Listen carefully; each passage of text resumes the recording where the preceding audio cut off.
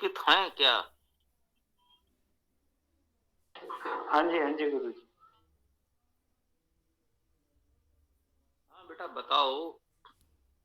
आज कुछ देखो, तुमको जो भी चलाना हो चलाओ, फिर बताते हैं।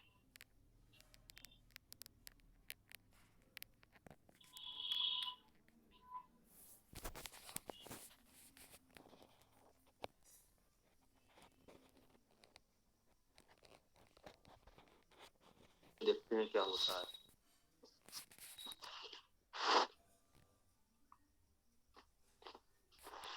स्वामी जी, एक प्रश्न है, क्या मैं पूछ सकता हूँ?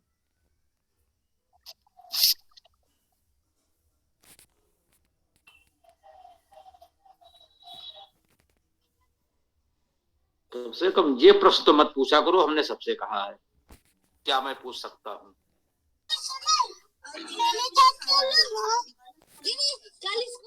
स्वामी जी, अहिंसा परमो धर्म, ये शब्द सबसे पहले किसने कहा था? भैया मुझे नहीं पता।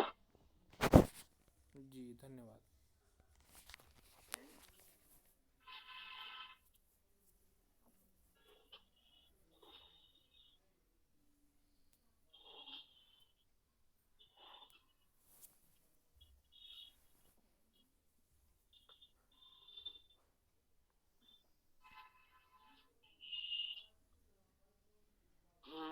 हाँ पुलकित बोलो, तो आगे बढ़ाओ।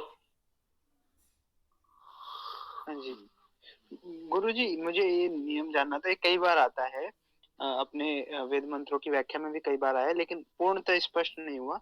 जैसे ये जो री धातु होती है, जाना जानना पहुंचना, है ना, आर्य शब्द भी इससे बनता है, तो इससे आर हो जाता है ना। तो इसको मेरे को थोड़ा सा समझना है कि किस प्रकार होता है।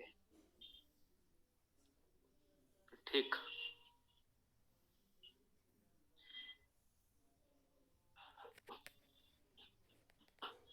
ये एक तो जो मूल स्वर हैं वो अंतस्थ में टूटते हैं। एक नियम तो इसका ये हुआ। ई का या, रे का रा, ऊ का वा, आदि इस प्रकार से हुआ।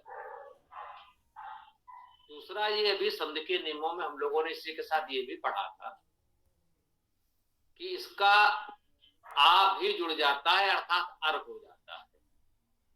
यानी ई का आय भी होता है संधि के नियमों में। ई से आय हुआ तो रे का अर हो जाएगा। ठीक है। ऊ का औ भी हो जाएगा। जो महर्षि शब्द है वो ऐसे ही है, महर्षि। ये आ और रे जब आया तो उसका अर हो गया। तो महर्षि हो गया। रे का रा हुआ है या अर हुआ है, जो कह सकते हैं। देवर्षि आदि जो शब्द बन रहे हैं, ये रे का रा, ये बात समझ में आ रही है। या रा लावा, वो ई री ली उ, ये जो चार मूल स्वर हैं, उच्चारण स्थान के क्रम से, उसी उच्चारण स्थान के क्रम से अंतस्थ या रा लावा में परिवर्तित हो रहे हैं, उसी क्रम से ई का या रे का रा आदि। और उसी का कह सकते गुण होता है, या एक आ का आगम हो जाता है, जो भी कह लो, आ और जुड़ जाता है तो वो अर हो गया या दीर्घ हो गया। जो ये आर्य जैसे बताया था ना, तो ये सभी में हो रहा है। देव का देव हो रहा है। देव धातु से देव हम लोग बना रहे हैं। रम धातु से राम बन रहा है। तो ये रम है, रम से राम बना तो ये दीर्घ हो गया। देव से देव बना तो इसमें भी वही आ जुड़ा, इसको गुण कह लो। तो उसे गुण कहें या दीर्घ कहें या नहीं, आ है तो दीर्घ हो जा रहा है, और आ नहीं है, कुछ और है, कोई और स्वर है, तो उसका गुण हो रहा है। या नहीं, जुड़ तो आ ही रहा है।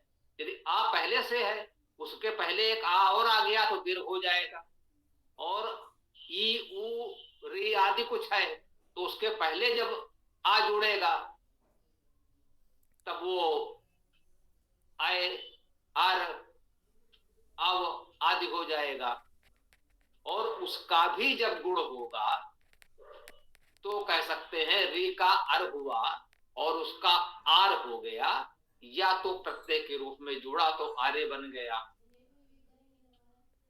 ये बात कुछ समझ में आई? बोलो। जी गुरु जी, स्पष्ट हो गया।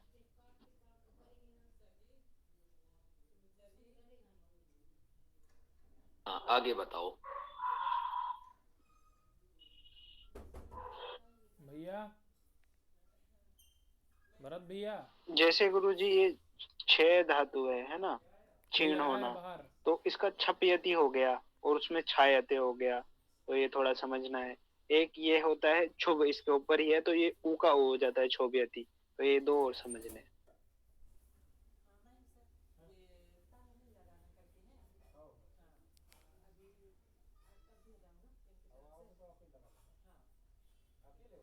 हाँ, क्षुभ का क्षोभ जैसे बताया है, और वो क्या है, क्षय धातु है, उसका छायति बता रहे हो? बोलो। छपयति। छपयति। चलो इस छपयत को भी हम देखते हैं ये कहां पर है, हैं?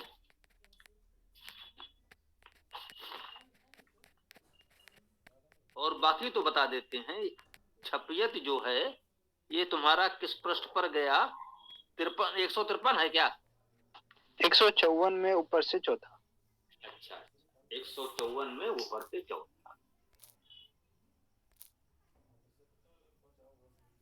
तो ये अच्छा, ये है क्षय धातु, क्षीण होना, छपयति और क्षीयते। ठीक।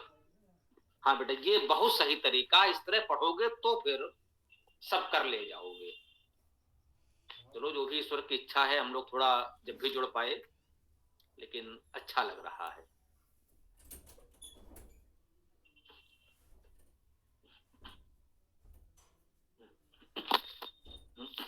इससे पहले जो बोला था शुभ धातु बोला था। जी गुरु जी। ये भी इसी में होगा आगे? इसके ऊपर ही है, ऊपर से 30। अच्छा अच्छा अच्छा, ठीक ठीक ठीक, देखते हैं थोड़ा सा बेटा। हमारे को कुछ समस्या होने लगी है देखने उठने में। शुभ है ना, शुभ होना इसी के ऊपर है, क्षोभयति, ये तो सरल है। इस शुभ को तो कह सकते हैं, मतलब इस धातु को नहीं, लेकिन इस नियम की चर्चा तो हम लोगों ने की है। जैसे हमने आपसे कहा, जैसे अभी बताया दिव से देव, दिव धातु है। दिव धातु में जो स्वर है वो ई है ना।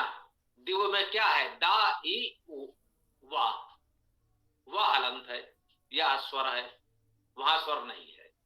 इस धातु में यदि स्वर कोई है तो केवल ई है। ई से पहले आ लाइए और आ और ए मिलकर ए हो जाएगा तो देव बन जाएगा। क्षुभ से क्षोभ भी ऐसे ही बना। समझ में आया बेटा, बना कि नहीं बना? हम बताते हैं अभी, अगर नहीं समझ में आया तो। हमें लगता है बना लोगे, बोलो। हाँ जी हाँ जी। बताओ कैसे बनाया? ए और ओ।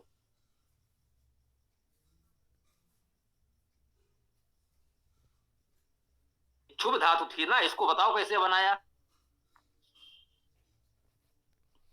इसमें ओ के पहले ए लगा देंगे, ए ओ हो जाएगा। हाँ बेटा, तुम्हारे उच्चारण में ये थोड़ा सा है, ये जो आ बोलते हो, आ को ऐ जैसा बोल देते हो, तो ये ऐ गड़बड़ा देता है। थोड़ा इसको प्रयास करो। आ है तो आ है, और ऐ तो संयुक्त स्वर हो जाता है, उसमें ई तो पहले से जुड़ चुका होता है। तो बाद में कैसे जोड़ेंगे, है ना।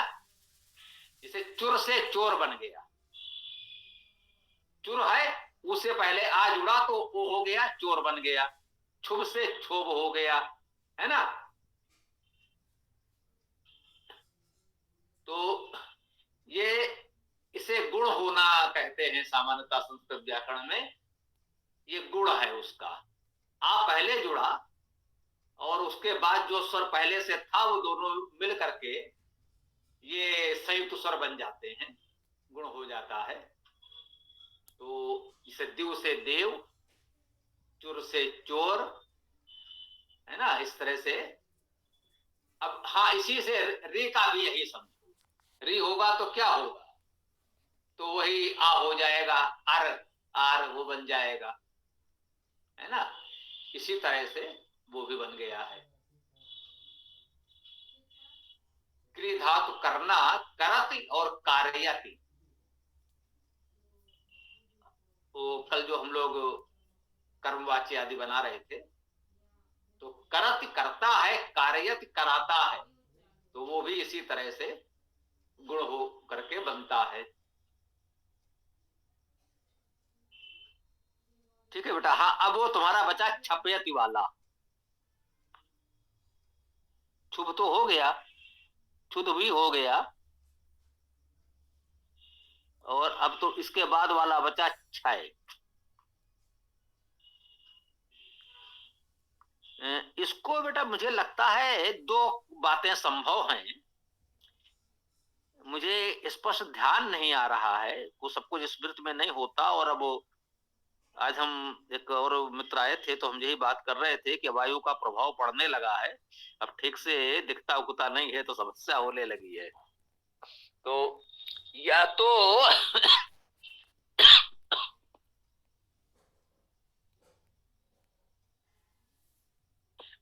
इस पा को या तो ये या होगा, ये छपने की भूल हो सकती है, क्षयति हो, और ये भूल बस इसमें या का पा हो गया हो तो छपयति हो गया है। एक संभावना तो ये है।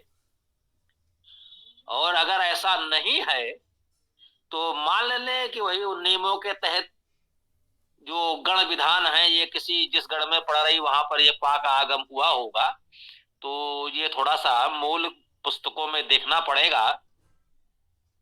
तो मुझे अधिक यही लग रहा है कि हो सकता है ये या के स्थान पर पा छप गया हो, ये चूक हो सकती है। क्षयत बिल्कुल ठीक होगा उसी तरह से, क्योंकि वो क्षय अय है ना, तो इसी नियम से वो आ आएगा तो अय हो जाएगा, ये क्षयति, यही मानकर चलो, अधिक संभावना यही है, क्योंकि पा होने के संभावना कहीं दिख नहीं रही है। इस तरह से जो भी बन रहे हैं सब में तो यही नियम चल रहा है, तो अलग से पा कैसे आ जाएगा, या के स्थान पर पा भूलवश छप गया है, यही मानना चाहिए, मुझे अभी तो यही लग रहा है। हाँ, ये हम सभी से कह रहे हैं, मान लीजिए हम बता रहे हैं, हमने कहा स्मृति में नहीं आ रहा है और तमाम पर और प्रभाव भी पड़ने लगे हैं, तो किसी को यदि स्पष्ट जानकारी हो तो बता सकते हैं, सही जानकारी सब तक पहुंचनी चाहिए, ठीक है ना। बोलो बेटा, आगे बढ़ो, किसी और कुछ कहना हो तो ठीक कर सकते हैं, मुझे यही लग रहा है कि पा ये भूलवश छपा है। बोलो बेटा आगे। जैसे ये गुरुजी कई ऐसी धातु हैं, जैसे जैसे इनमें यह दो बार आ गया, जैसे कंडू है तो कंडूयु कंडूयति, तो इसको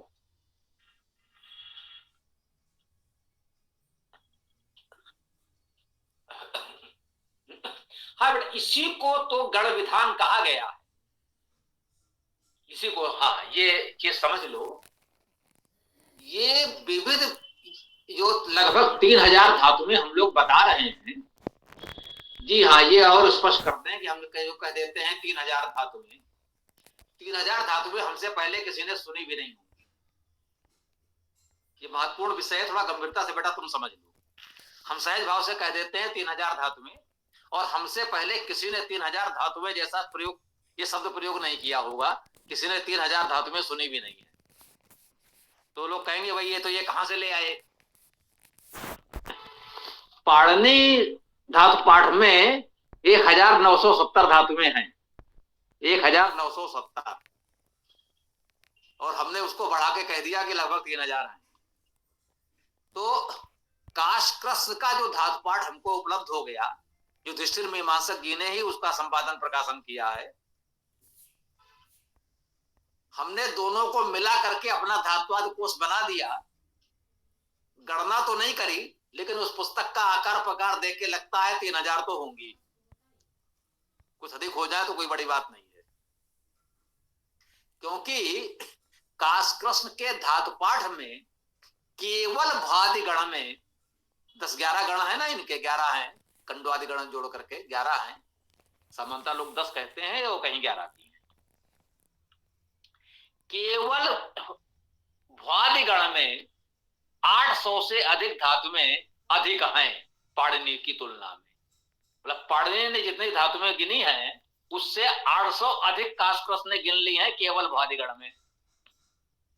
बाकी 10-11 गणों में क्या हाल हुआ होगा अनुमान लगा सकते हैं, क्योंकि काशकृष्ण पाणिनि से बहुत पहले हुए, तो उन्होंने काफी अच्छा कार्य किया। वो वैदिक काल के व्याकरणाचार्य हैं, तो वैदिक व्यवस्था के अनुसार उन्होंने वैदिक भाषा की दृष्टि से ज्यादा अच्छा कार्य किया है। तो इसलिए मैं कह देता हूं कि 3000 लगभग धातु में, 3000 से अधिक धातु में जो भी होंगी। तो जो तुम्हारा विषय था कि अब ये 3000 से अधिक धातुओं को 10-11 गणों में अर्थात इतनी सूचियों में बांट दिया गया है। ये इसीलिए इतनी सूचियां बनाई गई कि इनमें जो ये विभक्त प्रत्यय लगेंगे वो कुछ एक प्रकार के होंगे, एक दूसरे से मिलते जुलते होंगे। जैसे भादगणों का भवति, पठति, गच्छति एक से बन रहे हैं, लेकिन अब हु धातु से जब हवन करेंगे आप तो वो जुहोती हो जाएगा, है ना। तो इस तरह से बहुत से धातुओं के रूप बनाने में उसमें कुछ विकर्ण प्रत्यय और जुड़ जाते हैं, तो उसकी दृष्टि से उसका रूप थोड़ा सा बदल जाता है। तो ये विकर्ण प्रत्यय की बात है, यूं समझ लो कि एक विकर्ण प्रत्यय होता है। बताया था वो विभक्तियां आख्याति विभक्तियों के समय में, जैसे पठ और ती, परंपरागत रूप से उन्होंने कहा पठ में जुड़ेगा ती, आ विकर्ण प्रत्यय है। हमने जोड़ के कह दिया कि अति कर लो तो समझ में आ जाएगा, विकर्ण प्रत्यय आ और उनका विभक्त प्रत्यय ती, तो अति पढ़ लो, तो इसको समझने पढ़ने बोलने में हमें सुविधा होगी। तो अब कुछ धातुओं में अगर आ भी विकर्ण प्रत्यय नहीं होगा तो वो लापता हो जाएगा,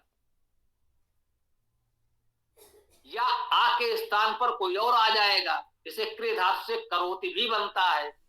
अब ये करोत में क्या है, विकर्ण प्रत्यय ऊ आ गया।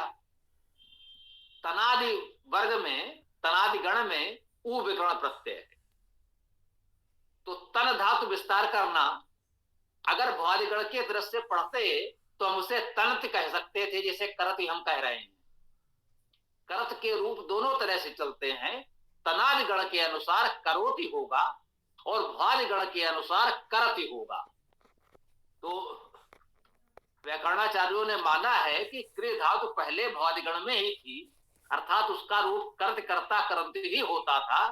बाद में वो तनादि के अनुसार करोति आदि रूप भी बनने लगे, तो उसको वहां भी मान लिया गया। तो तन धातु का रूप तनोति बना, तनत नहीं बना, उसमें ऊ और आ गया। तो जैसे तनत बनता तो जो आ था आ में ऊ और जुड़ा तो ऊ हो गया, तनोति हो गया। ये ऊ जो आया इसको विकर्ण प्रत्यय कहा जाता है। परंपरागत व्याकरण में, व्याकरण के शास्त्रीय शब्दावली में ये पारिभाषिक शब्दावली होती है, इसको विकर्ण प्रत्यय कहा गया है। अर्थात ये किसी विशेष गण या वर्ग की धातुओं में लगता है। तो ये अलग अलग गणों की धातुओं में अलग अलग विकर्ण प्रत्यय होते हैं। सभी धातुओं को जो हम कहते हैं लगभग 3000 है, जिन्होंने केवल पाणिनि पढ़ा है वो कहते हैं 1970 है। तो वो 1970 या लगभग 3000 जितने भी धातुएं हैं उनको 10-11 भागों में बांट दिया गया है, उनको गण कहा गया है, गण अर्थात समूह। तो प्रत्येक समूह में अलग अलग विकर्ण प्रत्यय होता है। किसी में कोई नहीं होता है तो मान लीजिए उसका विकर्ण प्रत्यय 0 है, सीधे सीधे विभक्ति लग गई। और जिस वर्ग में जो विकर्ण प्रत्यय होता है माना गया है, तो वह विकर्ण प्रत्यय जुड़ करके तो रूप बनता है। इसलिए आपको बहुत सी धातुओं में ऐसे अलग अलग छोटे छोटे एक अक्षर मिलेंगे। जैसे तनादिगण में वो हो गया है, और किसी में क्या होगा, किसी में क्या होगा। फिर जो होत्यादिगण भी कह सकते हैं, समझने के लिए बड़ा प्रसिद्ध हो सकता है। धातु तो हु है, हु से हवन बना, जैसे पठन बना, गमन बना, वैसे हवन भी बना। हवन शब्द भी ठीक बन गया।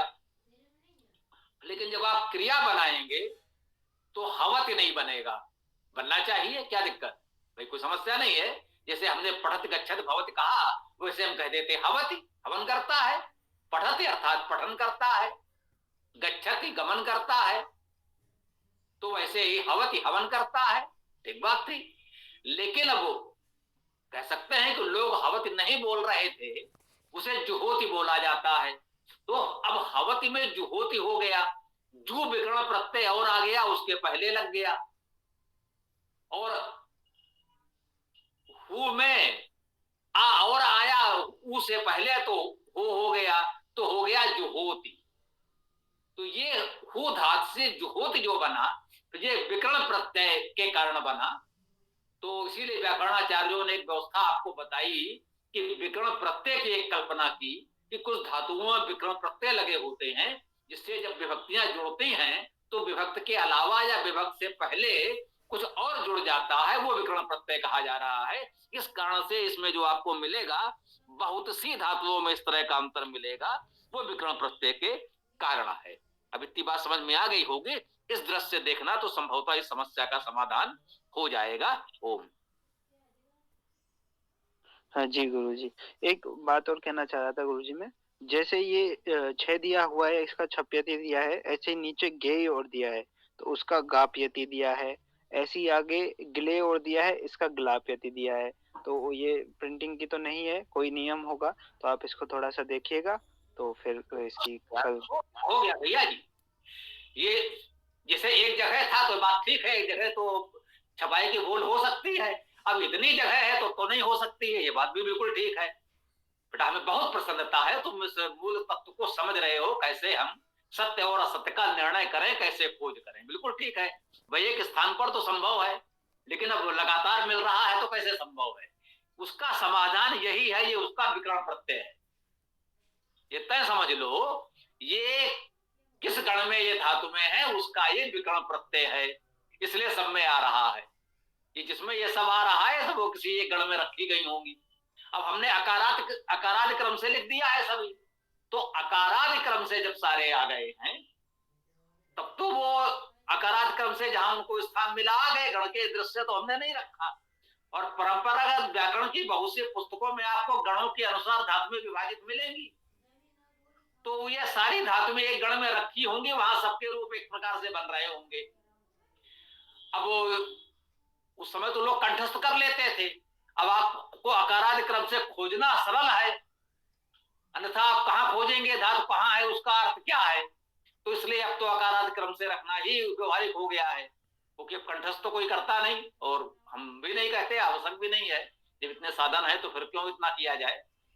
तो इसलिए है वो उसका विकर्ण प्रत्यय है, ये मान ले, समस्या का समाधान हो गया। तो मुझे भी लग रहा था होता तो है, लेकिन मैंने कहा भाई कुछ नहीं कह सकते, संभावना है, हम मनुष्य हैं और हमारे जैसे लोगों से भूल चूक हो सकती है, तो कोई बात नहीं, ठीक है। तो समाधान हो गया इसका। हाँ जी, हाँ जी गुरुजी। एक ये 158 पेज पे गुरुजी ऊपर और दिया है, द्र धातु दी है और द्रा दिया है, तो इसमें आप प्लस करके लिखा है, तो ये भी गण आदि की वजह से ये कि थोड़ा इसको और बता दीजिए।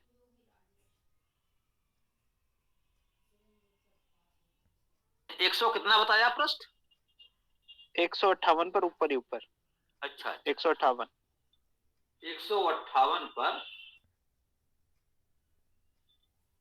द्रि आदर करना, इसमें आ प्लस लिखा है, तो ये आ प्लस को जानना है। हाँ जी, हाँ जी। ऐसा है, इसका अर्थ ये हुआ धातु तो द्रि है, ये बिल्कुल ठीक है। अब ये भी समझ लो, ये जो भी धातु पाठ आदि तैयार हो रहे हैं, जो हमने, जब ये पुस्तक कह सकते हैं बहुत पुरानी हो गई, जब ये अपना व्यवसाय जो भी कहें, सेवा कार्य, नौकरी के बाद हमने एक कार्य प्रारंभ किया था विशुद्ध वेदिका पूरी तरह, तो बहुत पुरानी पुस्तक है, संस्कृत व्याकरण वाली, पहले ही आई थी। उसके बाद बहुत कुछ नया काम हुआ। तो लौकिक संस्कृत के हिसाब से ही, बिल्कुल लौकिक संस्कृत की परंपरा से सारी चीजें बनी हैं। तो समझता है बहुत जगह पर ये उपसर्ग आदि बिल्कुल चिपक गए हैं, वो अलग नहीं हो रहे। तो वेद में जो हम लोग पढ़ रहे हैं, तो वहां पर बिना आके द्विधातु आदर करने के अर्थ में मिल रही है, ये तो ठीक है। बहुत से मंत्र हम लोगों ने पढ़े हैं, आगे भी पढ़ेंगे, मिल रही है। परंतु ये मान लें कि ये लौकिक संस्कृत में ये आ जुड़ा हुआ है और वर्तमान भाषा में भी जुड़ा हुआ है। जिसे आदर करना ही कहते हैं। किसी को आप ये नहीं कहेंगे हम आपका दर करते हैं, वो ना समझ पाएगा। कहते हैं हम आपका आदर करते हैं, तभी बात पूरी समझ में आती है। तो इस धातु में आ इस तरह चिपक गया है कि वो अलग होता ही नहीं, अलग कर देंगे तो उसका अर्थ किसी के समझ में आएगा ही नहीं। तो ये द्विधातु आदर करने के अर्थ में जहां भी प्रयोग हो रही है उसमें आ जुड़ा है। इसीलिए यहाँ कोश में हमने लिख दिया आपके सरलता के लिए, आ प्लस द्रि, आदर करना। द्रि तो धातु है, आ प्लस, इसके बाद द्रि लिख लीजिए, आ प्लस द्रि अर्थात आदर, वो स्पष्ट हो गया, अर्थ अपने आप समझ में आ गया। ठीक है, और बोलो।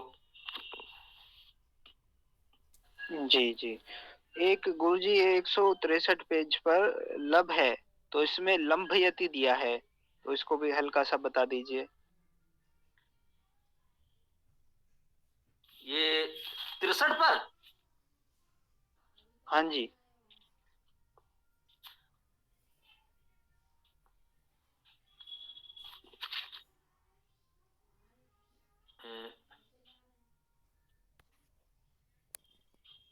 ऊपर से 8वां। अच्छा अच्छा,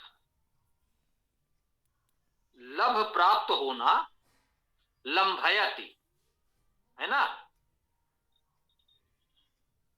ठीक है, यही है ना? हाँ जी हाँ जी हाँ जी।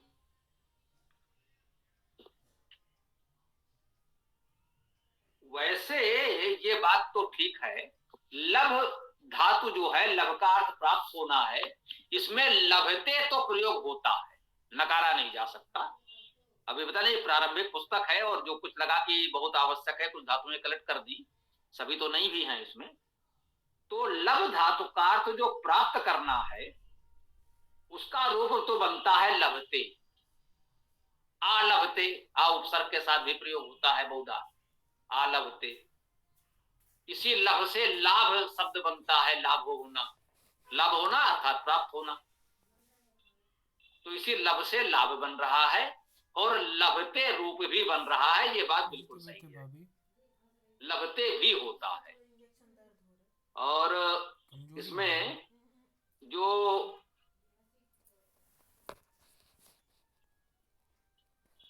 और आ गया है,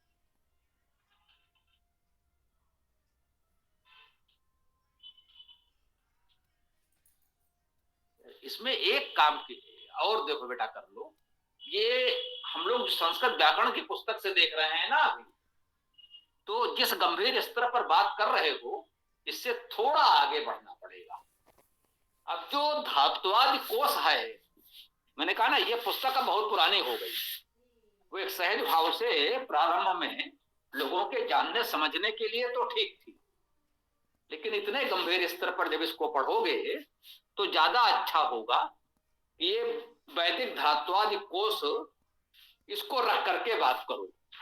तो इस तरह के जो तुम्हारे प्रश्न हैं, जो संभव है हम यहाँ बता रहे हैं, ये वैदिक धात्वादि कोश रख लेना और उसमें देखना ये धातु वहां कैसे किस रूप में दी है और क्या बना रही है, तो संभवतः इसका समाधान वहां निकल आएगा।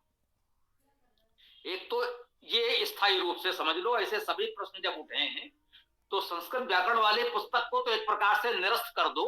वो प्राथमिक स्तर की पुस्तक थी, बहुत पहले आई थी और अभी भी उपयोगी है प्राथमिक स्तर पर, ऐसी बात नहीं है। लेकिन जब वो प्राथमिक स्तर से ऊंचे उठेंगे, गंभीर प्रश्न उठेंगे, तब आपको थोड़ा सा अगले कक्षा की पुस्तक देखनी पड़ेगी। वो वैदिक धातुवाद कोर्स है, उसमें इसका समाधान मिलेगा। एक तो ये सामान्य बात हो गई। अब हम इस पर आते हैं। संस्कृत धातुओं में बहुत सी ऐसी हैं, जैसे इंद्र शब्द है, ये आपकी कुछ सहायता यहां कर सकेगा। इसमें इदि परमेश्वर्य धातु है, ऐसा हम कहते हैं।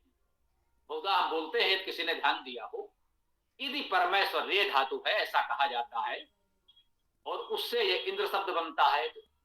हम कहते हैं इदि, ये इदि क्या है? अब इदि है तो इंद्र कैसे बना?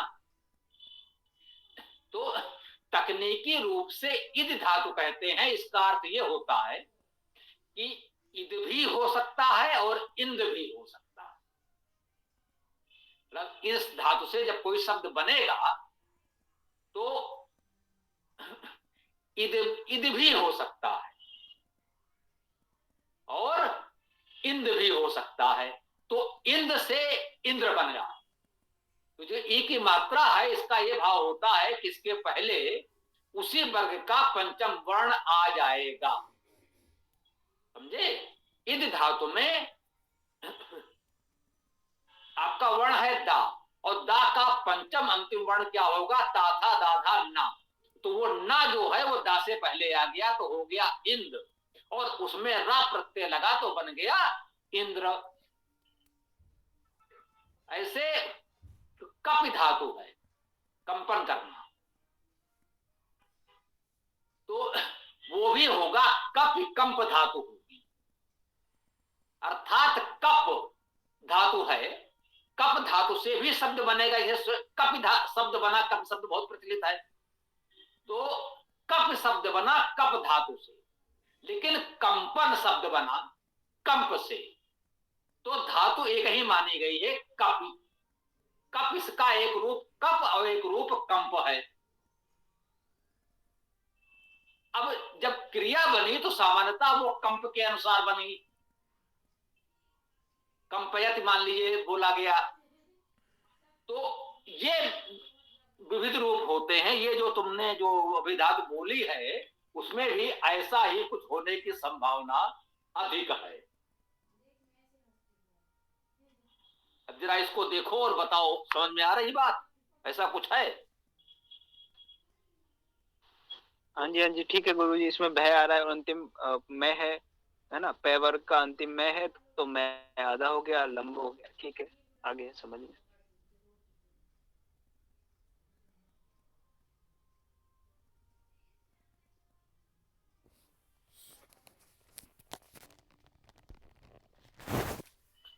अब क्या लगता है, मंत्र होना है कि?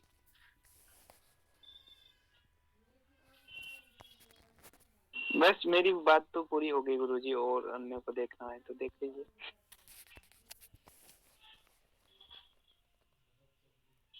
तो देखो, आज मतलब इस विषय को पूर्णतः खत्म। हाँ जी, इस विषय को आज गुरुजी पूर्णतः समाप्त कर देते हैं।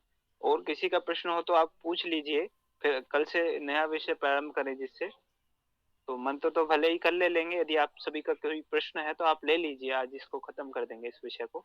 तो कल से क्या लोगे? वही चर्चा कर लेते हैं गुरुजी आज। सभी अपने सुझाव दें तो फिर देखते हैं। आप, हाँ, आप सभी जो जुड़े हुए हैं अभी, एक बार कुछ बोलिए, जो भी बोलना है ना? सुझाव देने हैं, फिर देखते हैं। स्वामी जी नमस्ते। ये जो शब्द यहाँ पर है खेलत, तो खेल शब्द में खेल यति आया हुआ है, उसी के नीचे गण शब्द है तो गण यति आया हुआ है। तो खेलती या गणती इस तरह से होगा क्या, या इनमें कुछ ज्यादा है? अरे जैसा अपन भाई, अभी या जो जैसा है, भी अपन देख रहे थे। हाँ, ये या वही विकर्ण प्रत्यय है, कुछ में होता है वो रहेगा ही। विकर्ण प्रत्यय वही बताया ना कि उसमें कुछ में कुछ जुड़ता है, तो वो अलग अलग धातुओं में अलग अलग विकर्ण प्रत्यय जुड़ता है। तो किसी में जुड़ा है तो जुड़ा है, रहेगा ही रहेगा। हाँ, वो कर्मवाच वगैरह वाली बात तो अलग है, उसमें तो सब में रहेगा। या वहां तो सब में या है ही है, परंतु जो सामान्य रूप है उसमें विकर्ण प्रत्यय के रूप में कुछ धातुओं में आ सकता है, उसको इस प्रकार समझ लें। ठीक, धन्यवाद स्वामी जी। आचार्य जी मेरे नमस्ते। मेरे आचार्य जी एक दो सवाल प्रश्न थे। एक तो आचार्य जी कल आपने एक करेक्शन कराया था, वृद्ध का कराया था एद, तो वृद्ध का मतलब तो लिखा था बढ़ना, लेकिन एद का मतलब बताया नहीं गया था, तो एद का क्या मतलब होता है? थोड़ा सा एक तो उसको हम करेक्ट कर लेंगे। दूसरा मेरा प्रश्न था आचार्य जी कि जैसे ये जितने भी हमने धातुएं, प्रमुख धातुएं देखी कि धातु का अर्थ दिया हुआ प्रेरणार्थक कर्म भाववाच्य, तो प्रेरणात्मक कर्म भाववाच्य का एक दो का हमको अर्थ बता दे तो हम सबका अर्थ उसी हिसाब से ले लेंगे। जैसे मान लिया जाए री, री का आरयति अर्यते, फिर रिज का अर्जयति अर्जत, रिज का मतलब कमाना, तो अर्जयति और अर्जत का क्या मतलब होगा, तो एक दो हम लिख लेंगे तो हमको पूरी लिस्ट का मतलब काफी कुछ समझ में आ जाएगा। तो ये मेरी थोड़ी दो सवाल थे, एक तो एद का मतलब क्या होता है, और बाकी वो जो कर्म, प्रेरणात्मक कर्म और भाववाच्य में दो के अर्थ बता दे तो हम दूसरे के सब अपने आप समझ लेंगे प्लीज।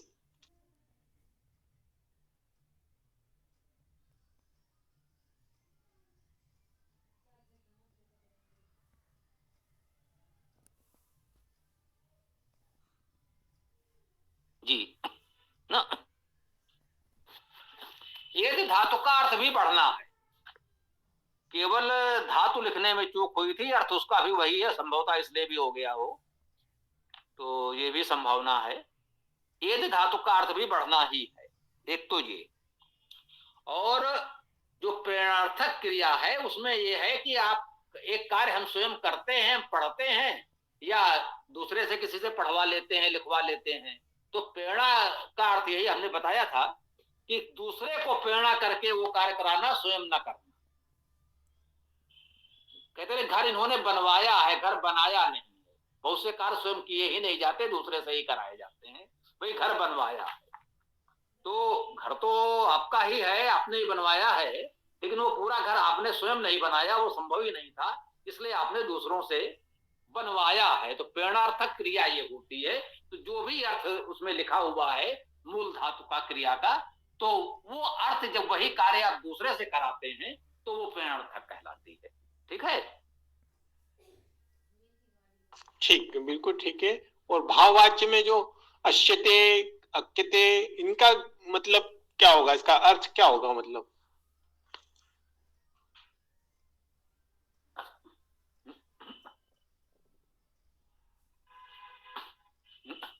कर्मवाच्य और भाववाच्य हम लोगों ने पढ़ा था,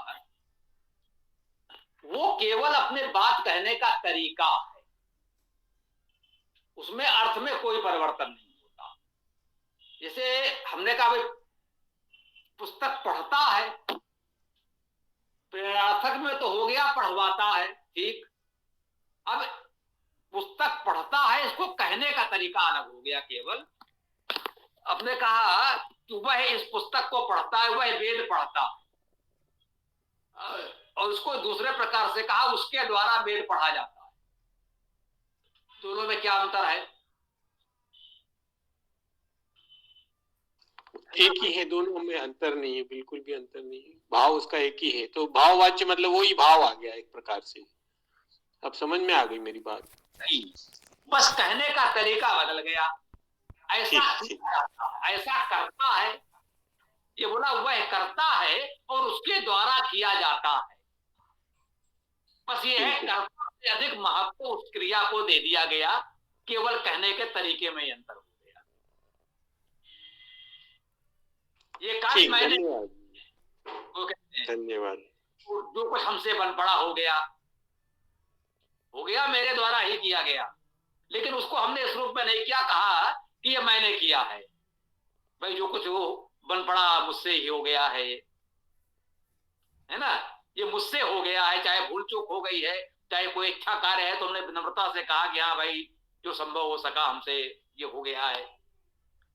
तो बात वही है कि मैंने किया है, लेकिन जो कहा कि भाई मुझसे हो गया है, ये बात कर्मवाच्य और भाववाच्य में होती है। ठीक ठीक, धन्यवाद आचार्य जी, धन्यवाद। और कुछ आगे?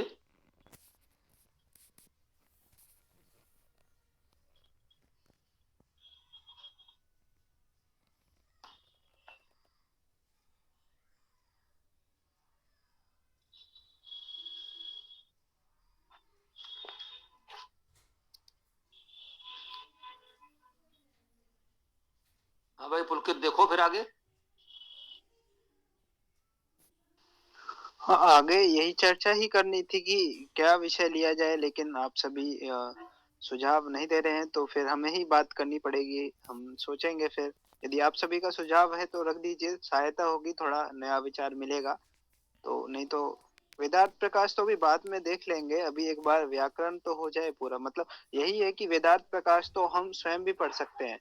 मतलब बहुत सारी चीजें ऐसी होती है ना कि उनको कर सकते हैं। एक बार ये जटिल विषय है, थोड़ा व्याकरण से जुड़ जाए सभी लोग। तो मेरी मतलब मैं अपना सुझाव दे रहा हूँ, मेरी तो यही थी कि एक बार व्याकरण से जुड़ाव हो जाए तो थोड़ा बहुत जितना मतलब हमें आवश्यक हो उतनी व्याकरण ही पढ़ ली जाए। जैसे गण वर्ण इनकी बात चल रही है तो जितना आवश्यक हो इसको भी लिया जा सकता है।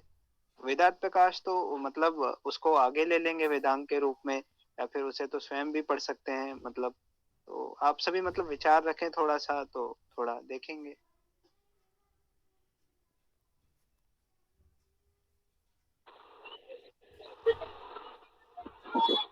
व्याकरण ही ठीक है भैया, व्याकरण थोड़ा जल्दी समझ में नहीं आया, अगर व्याकरण पढ़ाएंगे आगे तो ठीक रहेगा।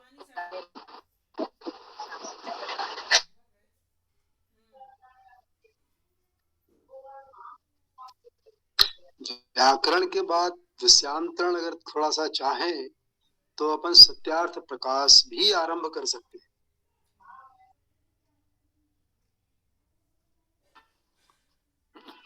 नहीं, अलग विषय है, उस पर विचार ही नहीं किया जा रहा है, इसमें तो कोई संदेह ही नहीं है।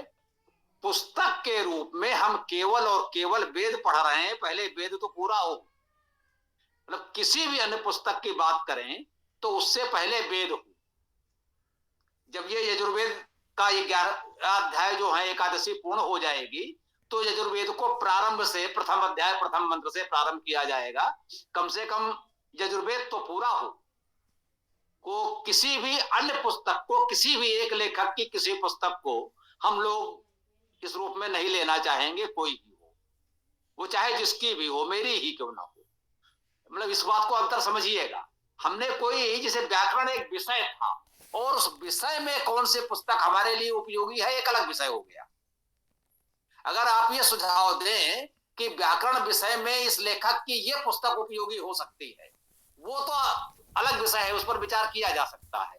लेकिन किसी अन्य पुस्तक पर अब कहें भाई देखो ऐसा करते हैं, हम गीता पढ़ लेते हैं, अब हम भागवत पढ़ लेते हैं, तो वो किसी भी रूप में उनका कोई गायत्री परिवार वाला होगा, बोले चलो ऐसा करते हैं श्री राम शर्मा का गायत्री महाविज्ञान पढ़ लेते हैं, तो उन सब बातों से तो हमें कोई लेना देना नहीं है। विशुद्ध वेद और वेदांग पर ही हम लोग कार्य करेंगे। और वेदांग में भी वो जिसका सीधा उपयोग वेद को पढ़ने और समझने में है, स्पष्ट। ज्योतिष एक अलग विषय है, उसको अलग विषय के रूप में हम लोगों ने चर्चा भी की है साप्ताहिक में या रूप में। और यहां पर हम जो बात कर रहे हैं वर्णोच्चारण शिक्षा, ये व्याकरण, छंद, ऋष देवता आदि, ये सीधे सीधे वेद मंत्रों को पढ़ने और समझने से संबंधित हैं। हम लोग यहाँ वही वेद वेदांग की चर्चा अभी तो फिलहाल कर रहे हैं, आगे देखी जाएगी अगर कुछ अवसर आया तो। इतना तो निश्चित ही है। स्वामी जी, ज्योतिष नहीं, सत्यार्थ प्रकाश जो अपने दयानंद जी का लिखा हुआ है वो अपने वेद से जुड़ा हुआ है, इसलिए उसकी बात उठाई। नहीं, हमने स्पष्ट कर दिया। हाँ पुलकित बोल रहे, बोलो। हाँ देखिए हरीश जी, मैं आपको स्पष्ट बताऊं तो जो अपना कार्य है मूल रूप से वो औरों से अलग है ना। हम सीधे वेद की वेदांग की बात कर रहे हैं, तो सत्यार्थ प्रकाश वगैरह पे तो बहुत लोगों ने काम करा है, यूट्यूब पर बहुत सारी वीडियो, तो उन सब पे मतलब अपना औचित्य नहीं बनता कार्य का। जो विषय प्रचलित है ना, सत्यार्थ प्रकाश फ्री में बट रहा है खूब, है ना, खूब इसकी वीडियो, तो उस पे अपन कोई उसका सीधा संबंध भी नहीं है वैसे वेदों से, है ना। वो ऋग्वेद करके भाष्य कौन सा है, भाष्य भूमिका वाला, उसका तो लोग कहते भी हैं, तो उसके लिए तो वेदांत प्रकाश है गुरु जी का, जो अपने मतलब बहुत से लोगों के पास भी है। तो सत्यार्थ प्रकाश का तो कोई अपने कार्य से संबंध ही नहीं है ना। तो अपन अभी व्याकरण की और इनकी संस्कृत आदि की इसी पे थोड़ा सा कार्य करें तो ये अधिक महत्वपूर्ण है। हाँ जी, हाँ जी, बोलिए, आप सभी बोलिए, जिन्होंने मतलब हाथ उठाया, जो बोलना चाह रहे हैं सभी बोलिए। गुरुजी, क्या वेदों से वाक्य रचना की जा सकती है?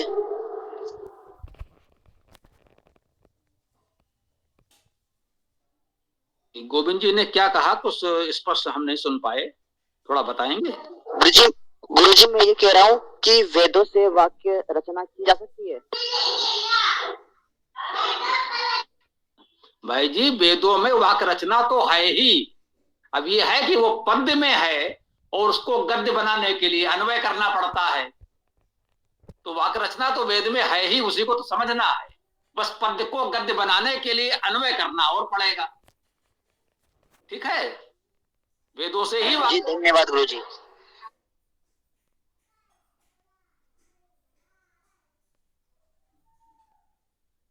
स्वामी जी नमस्ते। हम वेद कक्षा का निरंतर अध्ययन कर रहे हैं, शामिल हो रहे हैं इसमें। तो जब वेदांग की बात आती है तो वेदांग में शिक्षा, कल्प, व्याकरण, निरुक्त, छंद, ज्योतिष ये सब आते हैं। शिक्षा का हमने पहले शुरू में अध्ययन किया। व्याकरण हमारा चल ही रहा है और जो हम वेद कक्षा में नित्य जुड़ते हैं तो वेद मंत्र जब पढ़ते हैं तो निरुक्त के शब्द और निरुक्त के आधार पे ही उसका जो है किया गया है। तो निरुक्त शिक्षा, कल्प, निरुक्त, छंद शास्त्र छूट गया बीच में, क्यों ना छंद शास्त्र का अध्ययन कर लिया जाए इसमें बीच में, व्याकरण के बाद।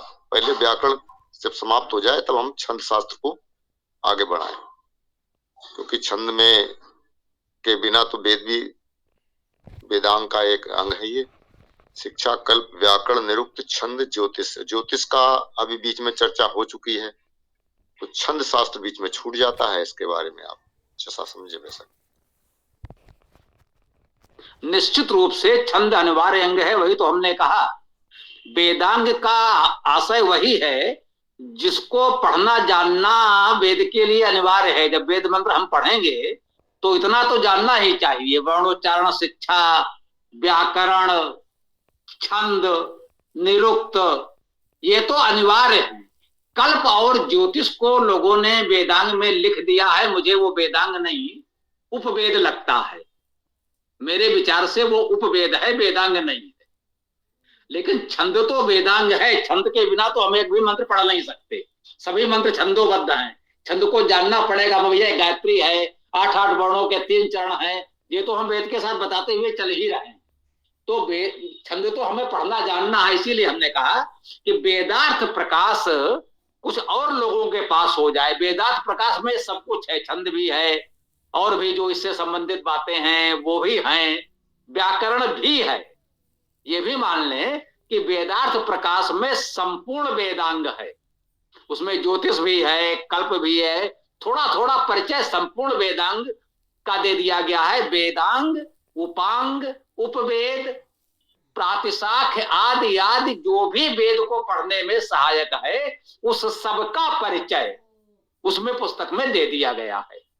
तो जहां तक है कि स्वयं पढ़कर समझ लेने की बात, तो निश्चित रूप से सुयोग्य लोगों के लिए तो इतना पर्याप्त होता है कि पुस्तक आप पढ़ें, उसको पढ़कर समझ लें और उसके बाद दूसरों को पढ़ा भी सकें, तो वो तो ठीक ही है। लेकिन पुस्तक ले लें, उसे पढ़ लें, स्वयं समझ लें, बहुत अच्छा है। और जहां आवश्यकता हो वहां पूछ लें, जब तक हम सेवा कर पा रहे हैं।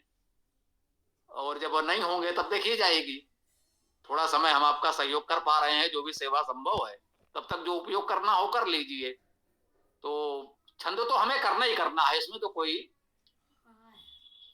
कोई दो राय है ही नहीं, वो तो करेंगे ही करेंगे। इसके साथ व्याकरण के पश्चात कह लीजिए, वो तो होना ही होना है।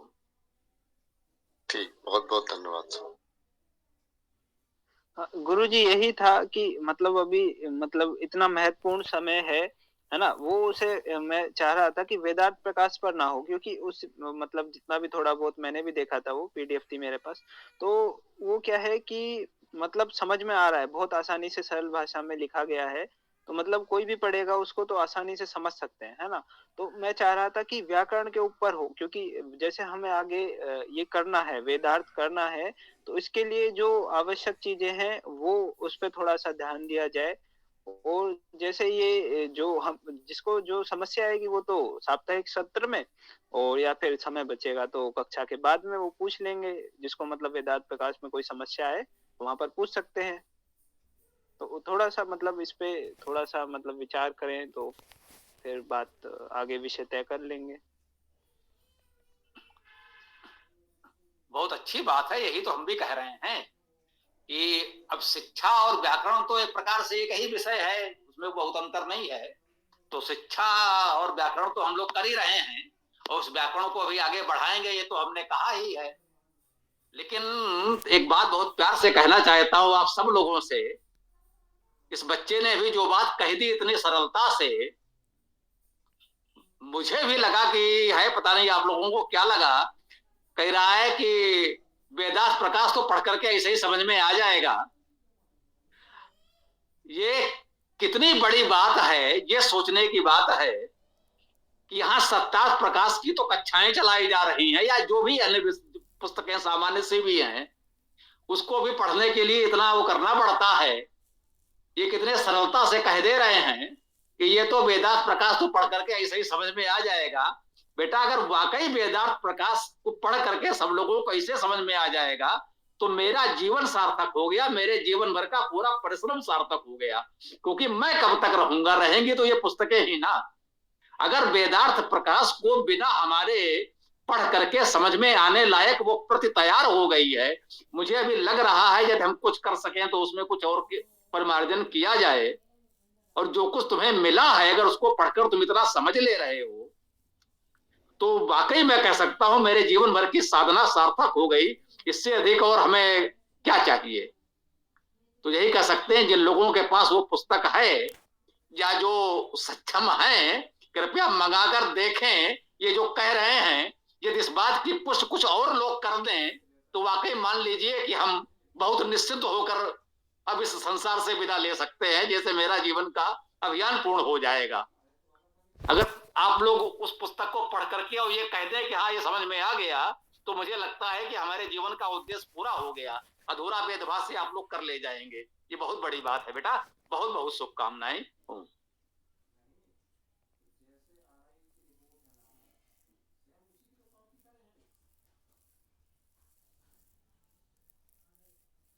सीताराम जी, आप कुछ बोल रहे थे क्या? आपने कुछ लिखा?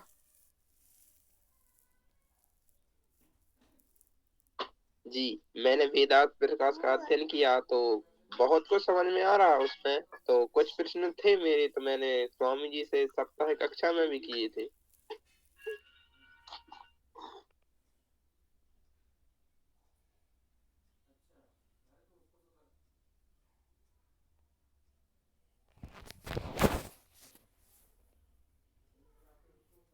हाँ, तो आज का समय तो आपका गया। मंत्र तो अब नहीं ही हो सका, मंत्र तो अब कल ही देखेंगे। तो और कुछ बात है तो थोड़ी सी कर सकते हैं, फिर समापन हो जाएगा। किसी को कुछ कहना हो तो बताइए। तो गुरुजी, निष्कर्ष रूप में कल का विषय क्या रहेगा अपना, कि जो हम प्रचारित कर सके कि कल से ये आरंभ कर रहे हैं ऐसा?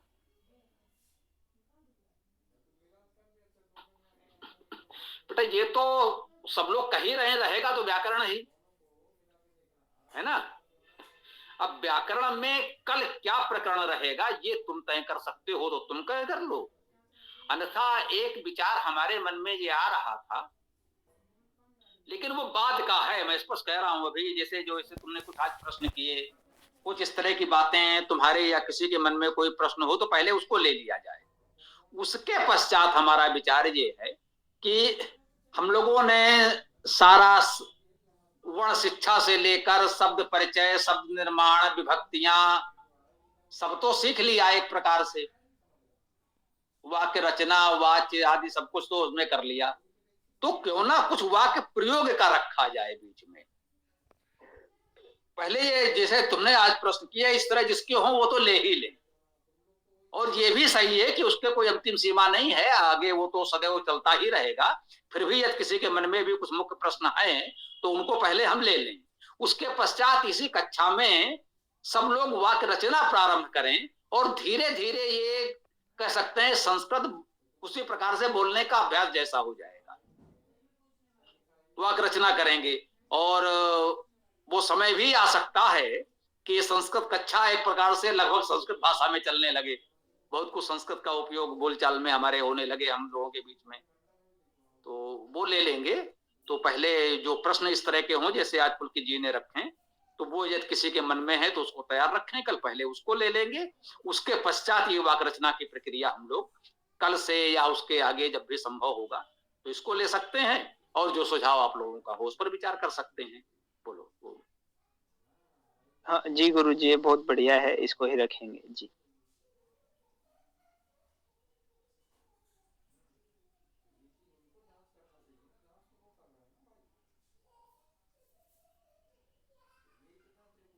हाँ, अभी किसी ने कुछ लिखा? हाँ, सीताराम जी ने लिखा कि वो भी सहमत है, तो अन्य लोग भी सभी सहमति होंगे। आप अभी देना चाहें तो कोई और सुझाव दे सकते हैं, अभी चर्चा खुली है तो आप बोल सकते हैं। फिर कल से नहीं तो जो प्रश्न होंगे उनको लेकर यही विषय आरंभ कर देंगे। कोई बोलना चाहे तो आप बोल सकते हैं अभी।